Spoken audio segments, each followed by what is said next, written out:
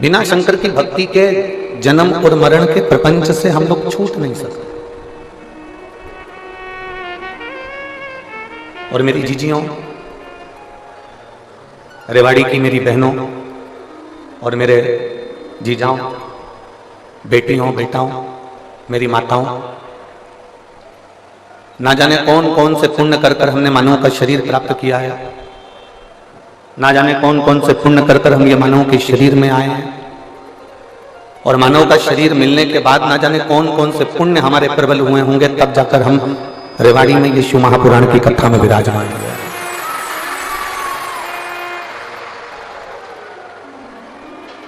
कोई पुण्य आपका होगा, कोई पुण्य श्री सुनील जी मूसेपुर जी का होगा, उनकी धर्म पत्नी मंजू जी का होगा, उनके बेटा बेटी का होगा, उनके माता पिता का होगा।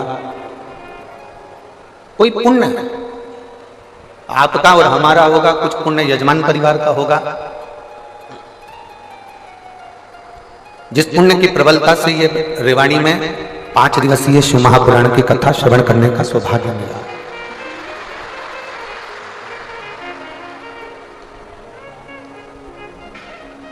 आप आ गए, बैठ गए, कथा श्रवण करने के लिए विराजमान हो गए।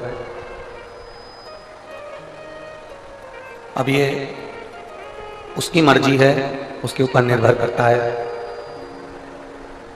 कि वो आपको क्या देकर भेजेगा, कितना देकर भेजेगा और क्या प्रदान कर कर भेजेगा, ये उसके ऊपर निर्भर करता है।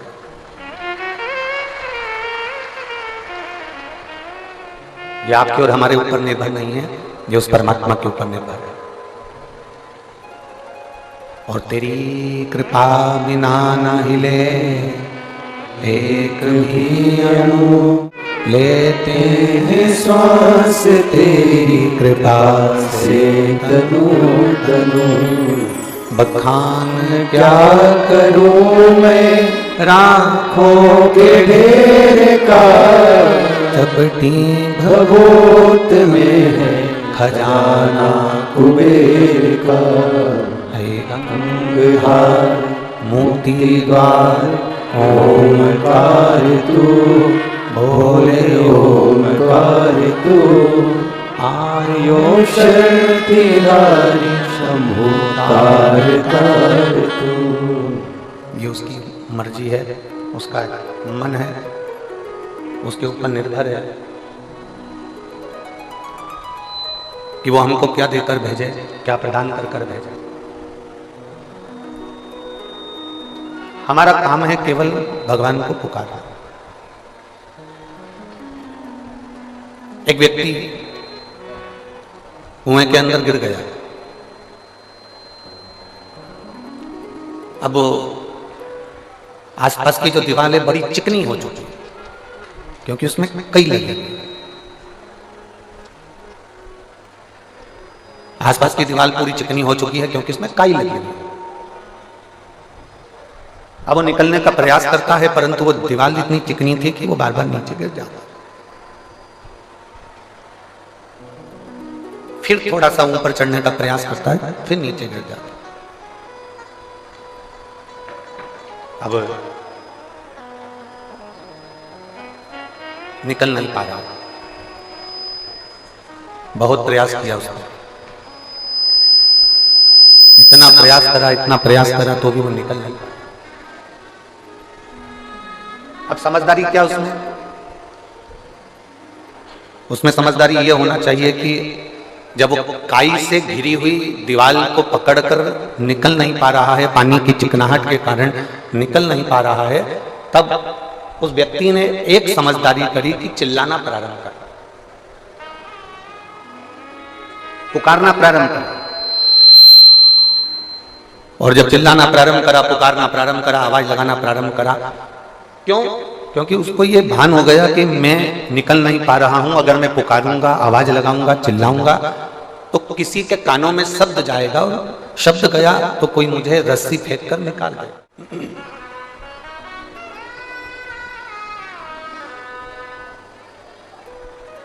यदि मैं पुकारूंगा तो कोई मुझे रस्सी फेंकेगा, नीचे डालेगा, और मुझे निकाल लिया। अब उसने जम जम कर चिल्लाना प्रारंभ करा, पुकारना प्रारंभ करा, आवाज लगाना प्रारंभ। और जब बहुत तेज उसने आवाज लगाई, बहुत तेज पुकारा, बहुत बहुत उसने आवाज लगाई, तब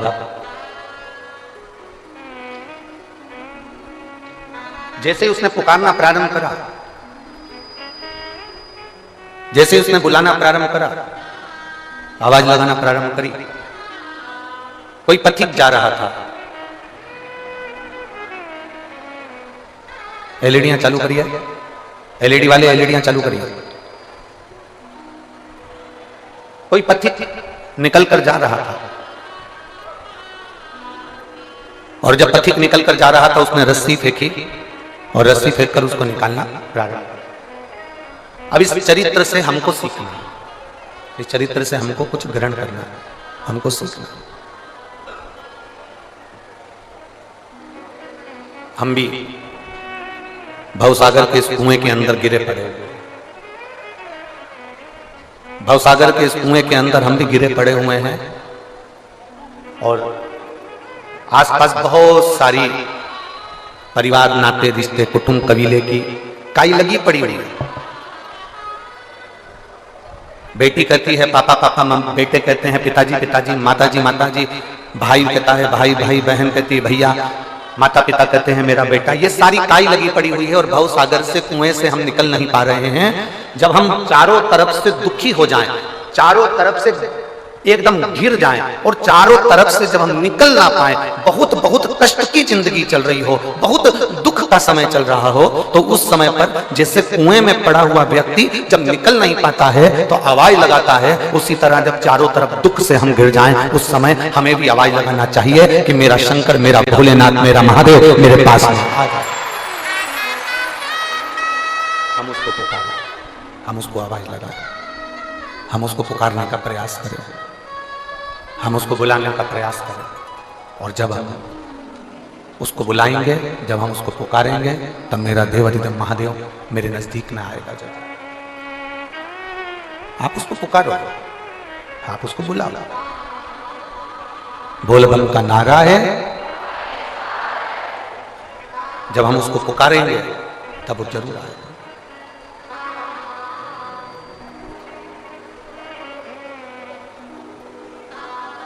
उसको पुकारने के लिए आपको कोई दिखावे की जरूरत नहीं है।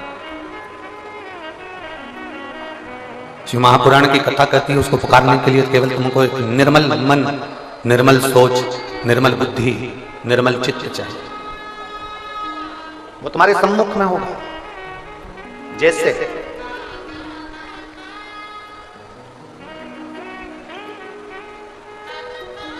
हमारे पास में भगवान की आरती उतारने के लिए हमारे पास में ना घी है, हमारे पास में ना हमारे पास में बाती है, ना हमारे पास में कोई दीपक है।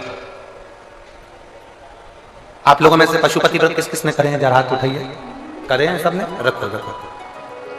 पशुपति व्रत करे होंगे तो आप लोगों के स्मरण में होगा कि हमने पहले पशुपति व्रत में एक उपाय आप लोगों के, पशुपति व्रत करने वालों के नियम का हमने वर्णन किया।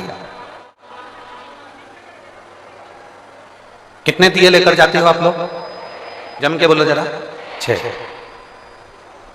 6 दिए मंदिर में ले जाकर जमीन पर रख देते हो, रखते हो? कितने जलाते हो?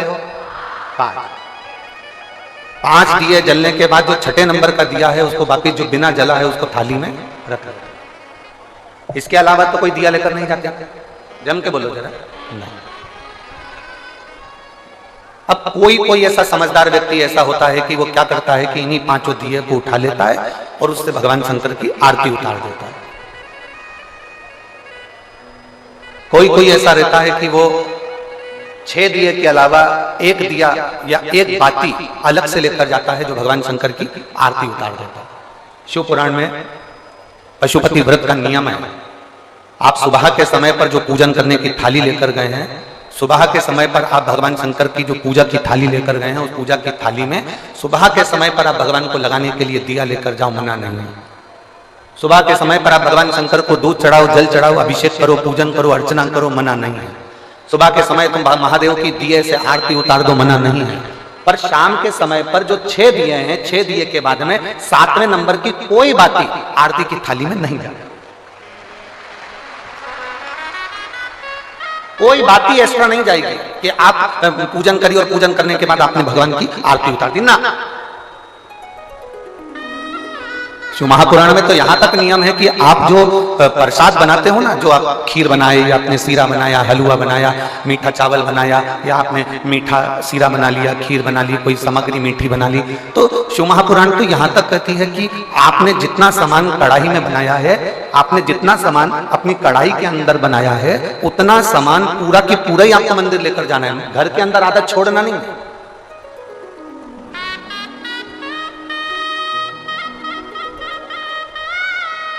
दो चीजें हैं जो चलित में किसी को दी नहीं जाती। दो चीजें, आरती शिव महापुराण की कथा आप लोग सुन रहे हैं, बड़े ध्यान लगाकर सुनना। दो चीजें हैं जो चलित में किसी को दी नहीं जाती। एक, अपने घर का तवा, तवा जानते हो जिस पर रोटी बनाते हो, कोरा तवा है, उस पर आपने कभी रोटी नहीं बनाई है तो आप किसी को दे सकते हो, मना नहीं। और यदि जिस तवे पर घर के अंदर रोटी बन चुकी है, जिस तवे पर रोटी उतर चुकी है, उस घर के तवे को किसी को नहीं दिया जाता। क्यों? क्योंकि घर में जो बच्चे हैं वो बीमार के बीमार बने ही रहते हैं, वो कभी स्वस्थ नहीं हो सकते, कभी नहीं हो सकते। अगर एक बच्चा बीमार है तो दूसरा ठीक होगा, दूसरा बीमार है तो तीसरा ठीक होगा, तीसरा है तो चौथा बीमार पड़ेगा, ये निश्चित।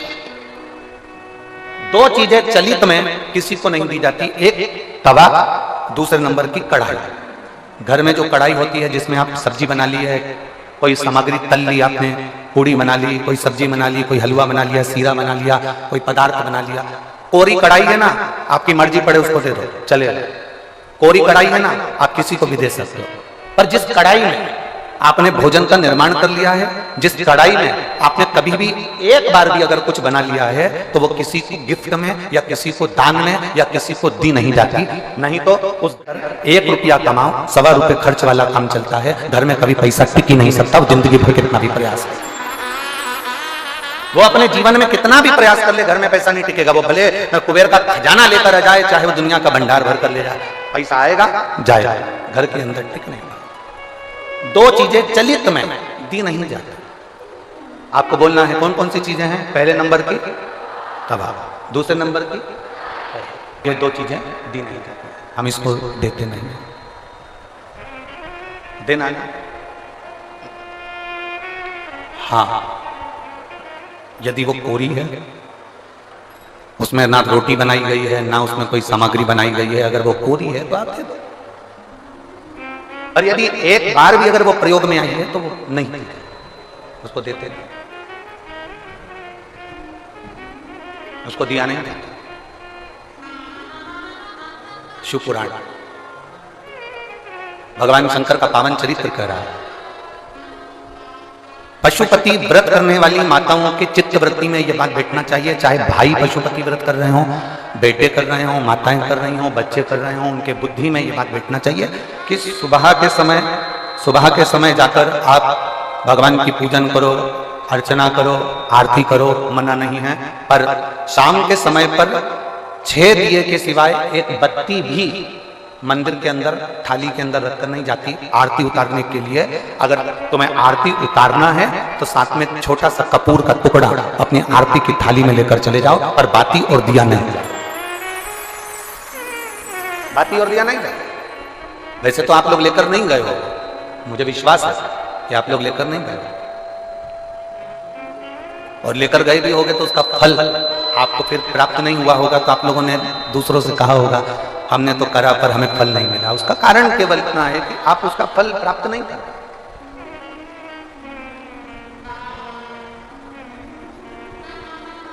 और शंभु शरणे पड़ी मांगू घड़ी रे घड़ी, दुख काटो दया करी दर्शन आपो। शंभु शरण पड़ी मांगू घड़ी रे घड़ी, दुख काटो, दया करी दर्शन आपो। पशुपति व्रत के अंदर, पशुपति व्रत के अंदर शाम के समय पर जब भगवान की आप आवाज गूंज रही है, सब दूर आवाज रिटर्न आ रही है, गला पकड़कर उसको मिठास डालिए।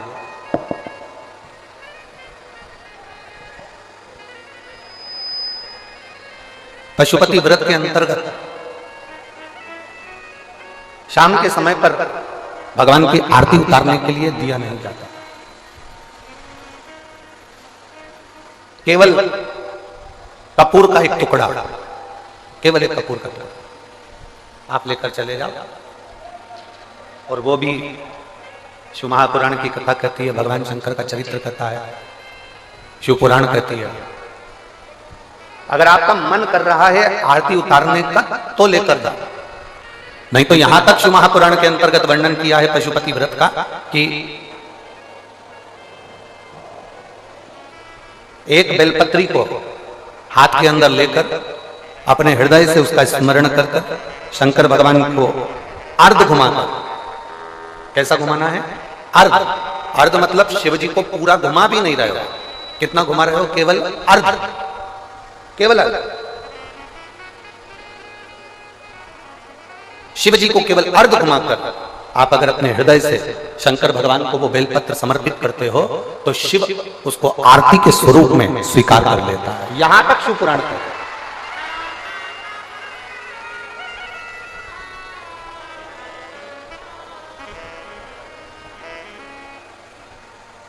घर में कितनी बार आरती करते हो आप लोग?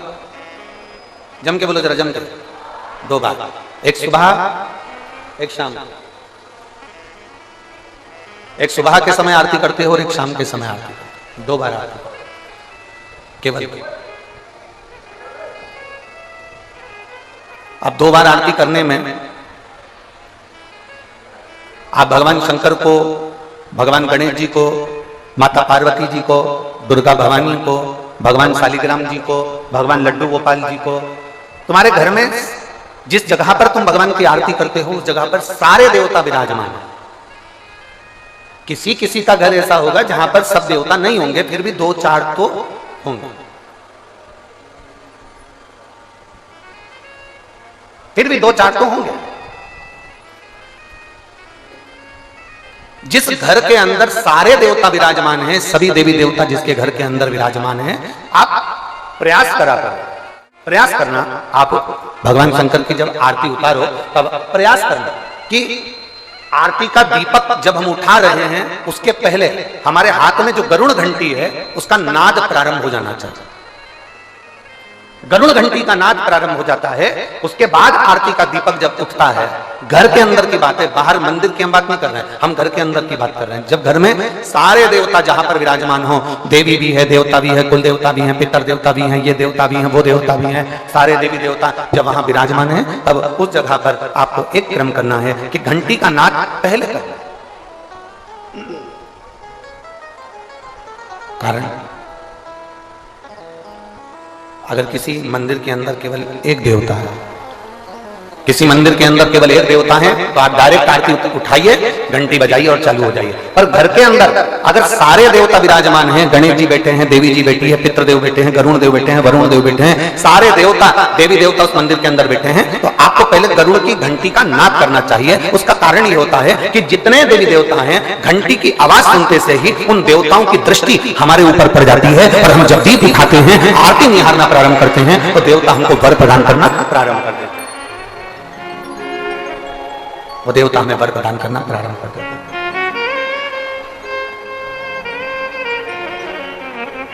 शिव कथा कर रहा है, भगवान शंकर का चरित्र कर रहा है, भगवान शंकर का संवाद कर रहा है, शिव महापुराण का चरित्र कर रहा है।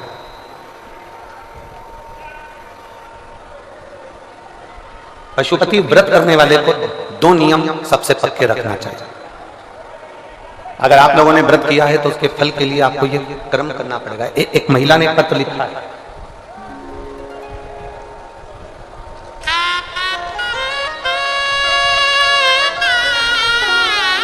इस रोग का निवारण कैसे, इस रोग से मुक्त,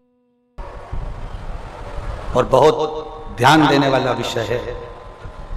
जब चंद्र रो रहा है, चंद्र की आंखों में जल भर गया कि मेरे शरीर में ये रोग पड़ गया, चंद्र भगवान नारायण के पास में जाकर विनय करे कि मेरे शरीर में ये रोग पड़ गया है, चंद्र ब्रह्मा जी के पास जाकर निवेदन करे कि मेरे शरीर में ये रोग पड़ गया है, चंद्र ने कई देवताओं के पास में जाकर निवेदन करा कि मुझे ये रोग पड़ गया है, ये रोग का निवारण कैसे हो सकता है, इस रोग का निवारण कैसे, इस रोग से मुक्ति कैसे।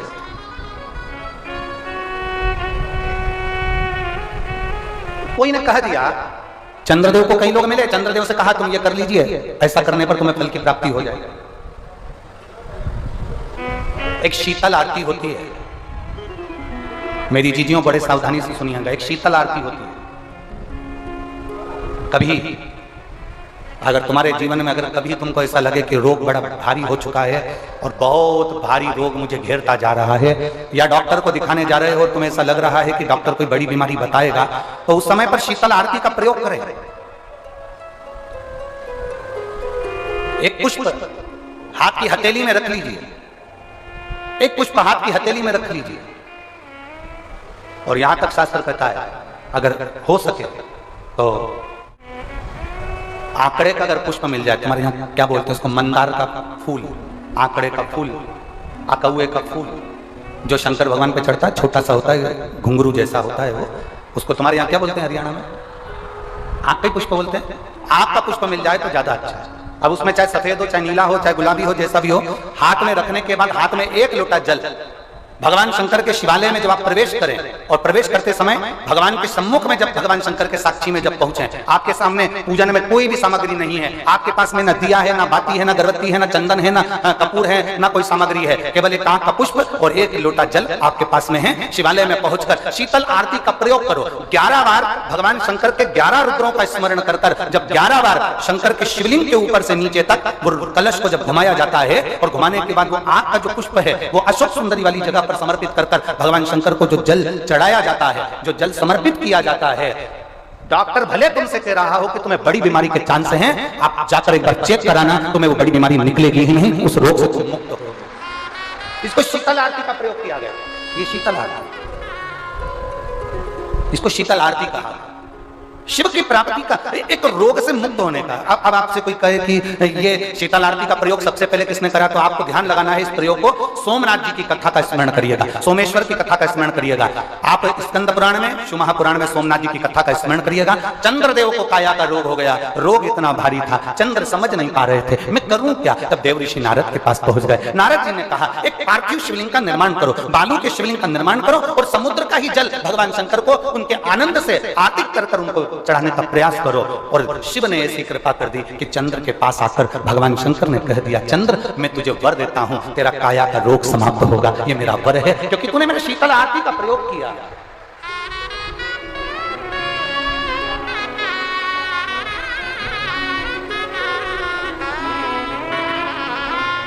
मेरी जीजियों, 2 चीजें बड़ा स्मरण में रखिएगा। एक, बैसाख महीने में मट्टी के पात्र का जल,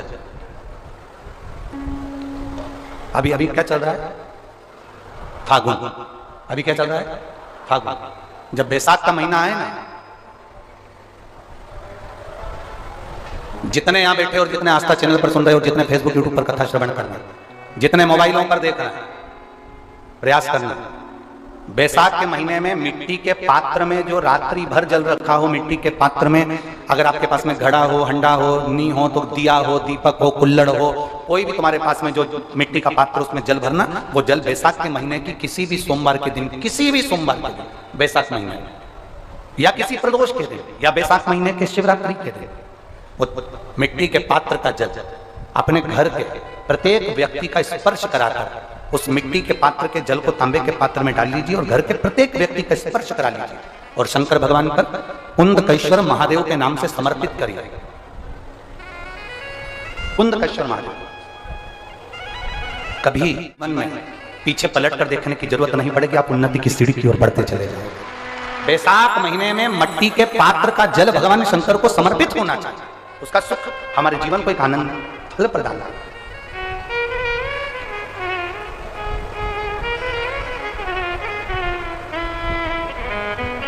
जिसे कहते हैं ना, कोई अच्छा मिले ना मिले, धन मिलने से कोई भाग्यशाली नहीं होता, सत्ता मिलने से कोई भाग्यशाली नहीं होता, वैभव मिलने से कोई भाग्यशाली नहीं होता। महाराज, धन मिलने से कोई भाग्यशाली नहीं होता, वैभव मिलने से कोई भाग्यशाली नहीं होता, सत्ता मिलने से कोई भाग्यशाली नहीं होता, बड़ा मकान मिल जाने से कोई भाग्यशाली नहीं होता। शिव महापुराण की कथा कहती है, अगर दो सही मिल जाएं तो तुम्हारा जीवन सफल हो जाए। एक गुरु सही मिल जाए और दूसरी घरवाली सही मिल जाए तो तुम्हारी जिंदगी स्वर्ग। दो सही मिलना चाहिए।